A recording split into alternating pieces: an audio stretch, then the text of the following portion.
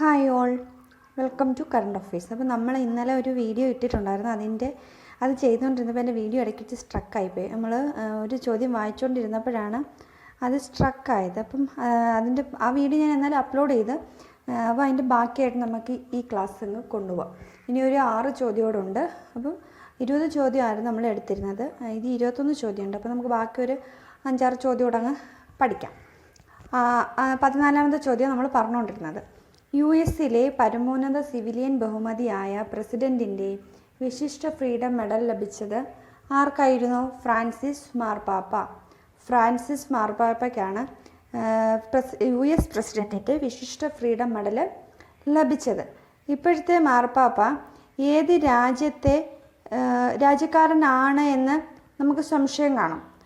ഏത് രാജ്യക്കാരനാണ്? അർജൻറ്റീനക്കാരനാണ് ഫ്രാൻസിസ് മാർപ്പാപ്പയുടെ രാജ്യം.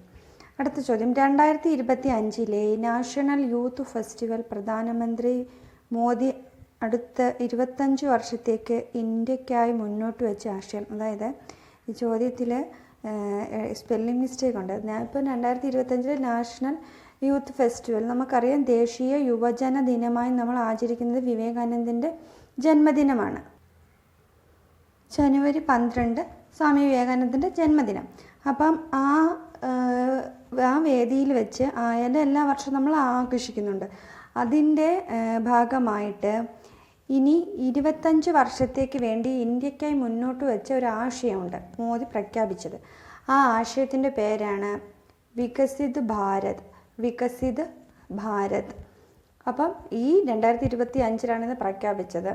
ജനുവരി 12 നമ്മൾ യൂത്ത് ഡേ ആയിട്ട്, നാഷണൽ യൂത്ത് ഡേ ആയിട്ട് നമ്മൾ ആചരിക്കുന്നത്. അടുത്ത ചോദ്യം നോക്കൂ. ആമസോൺ മേധാവിയായ ജെഫ് ബസോസിൻ്റെ ഭീമൻ റോക്കറ്റായ ബ്ലൂ ഓറിജിൻ്റെ ആദ്യ ദൗത്യത്തിൻ്റെ പേരാണ് ന്യൂ ഗ്ലെൻ. NG-1 ആണ്. അതാണ് ന്യൂ ഗ്ലെൻ 1. അതാണ് NG-1. ആമസോൺ മേധാവിയായ ജെഫ് ബസോസിൻ്റെ ഭീമൻ റോക്കറ്റായ ബ്ലൂ ഓറിജിൻ. ഈ പേര് ഓർത്തിരിക്കണേ, ബ്ലൂ ഓറിജിൻ. ആ റോക്കറ്റിൻ്റെ പേരാണ് ബ്ലൂ ഓറിജിൻ. അപ്പം ആദ്യത്തെ ദൗത്യം പൂർത്തിയാക്കി. അതിൻ്റെ പേരാണ് ന്യൂ ഗ്ലെൻ 1. അടുത്ത ചോദ്യം നോക്കൂ. ജനുവരി 13, 2025 പ്രധാനമന്ത്രി നരേന്ദ്രമോദി ഉദ്ഘാടനം ചെയ്ത ഇസഡ്മോർ തുരങ്കം എവിടെയാണ്? ഇസഡ്മോർ തുരങ്കം അത് സോനാമാർഗ്, കാശ്മീരിൽ ഈ അടുത്തിടയ്ക്ക് പ്രധാനമന്ത്രി ഉദ്ഘാടനം ചെയ്ത തുരങ്കത്തിൻ്റെ പേരാണ് ഇസഡ്മോർ തുരങ്കം. ആ പേര് ഓർത്തിരിക്കണേ, ഇസഡ്മോർ ടണൽ. അടുത്ത ചോദ്യം വായിക്കാം.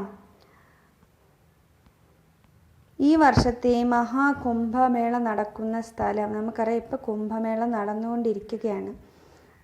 ഫെബ്രുവരി 13 വരെയാണ്, 26 വരെ, ഫെബ്രുവരി വരെ ഉണ്ട്. ഫെബ്രുവരി പകുതിയോളം ഉണ്ട്. അപ്പം അത് നടക്കുന്ന സ്ഥലം നമുക്കറിയാം പ്രയാഗ്രാജ്.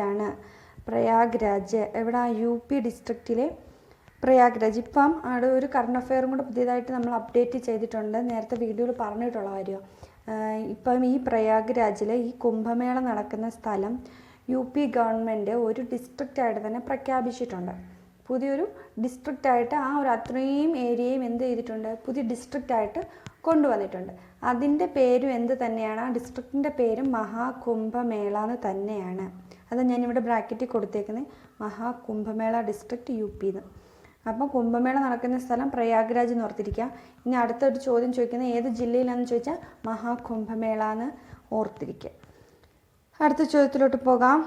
കേന്ദ്ര വനം പരിസ്ഥിതി മന്ത്രാലയത്തിലെ ദേശീയ കടുവ സംരക്ഷണ അതോറിറ്റി ഇൻസ്പെക്ടറായി നിയമിതനായത് കേന്ദ്ര വനം പരിസ്ഥിതി മന്ത്രാലയത്തിൻ്റെ എന്തായിട്ടാണ് ചുമതലയേറ്റത്? കടുവ സംരക്ഷണ അതോറിറ്റി ഇൻസ്പെക്ടർ ജനറലായിട്ട് നിയമിതനായത് സഞ്ജയൻ കുമാർ. ഓർത്തിരിക്കണേ. അടുത്ത ചോദ്യം, 2025-ൽ ദേശീയ മഞ്ഞൾ ബോർഡ് സ്ഥാപിതമായത്. ഇമ്പോർട്ടൻ്റ് ചോദ്യമാണ്. ദേശീയ മഞ്ഞൾ ബോർഡ് സ്ഥാപിതമായത് അപ്പം ഇപ്പോഴാണത് സ്ഥാപിതമായിട്ടുള്ളത്. തെലുങ്കാനയിലെ നിസാമാബാദിലാണ് ദേശീയ മഞ്ഞൾ ബോർഡ് നിലവിൽ വന്നത്. തെലുങ്കാനയിലെ നിസാമാബാദ്. നിസാമാബാദ്. മഞ്ഞൾ. മഞ്ഞൾ എന്ന് പറയുമ്പോൾ നല്ലൊരു മഞ്ഞ കളറായിട്ടിരിക്കുമല്ലേ, അപ്പോൾ ഒരു എന്താ പറയുക, ഒരു എന്തെങ്കിലും ഒരു കോഡ് ഓർത്തിരിക്കുക നിസാമാബാദുമായിട്ട് ബന്ധപ്പെട്ട്.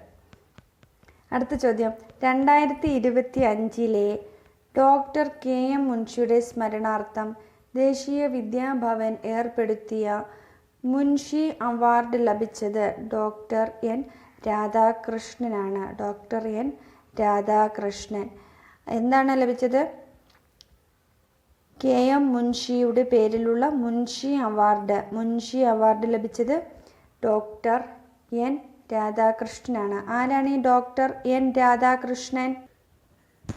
ഇദ്ദേഹം വൈദ്യശാസ്ത്ര രംഗവുമായി ബന്ധപ്പെട്ട വ്യക്തിയാണ്. Radhakrishnan, doctor N Radhakrishnan varicose ചികിത്സയുമായിട്ടൊക്കെ ബന്ധപ്പെട്ട വ്യക്തിയാണ്.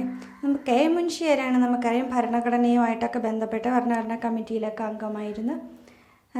ഭരണഘടനയെ എങ്ങനെ വിശേഷിപ്പിച്ചു? പൊളിറ്റിക്കൽ ഹോറോസ്കോപ്പ് എന്നൊക്കെ വിശേഷിപ്പിച്ച വ്യക്തിയാണ് KM മുൻഷി. അപ്പം ഓർത്തിരിക്കുക, KM മുൻഷി അവാർഡ് ലഭിച്ചത് ഡോക്ടർ N രാധാകൃഷ്ണൻ.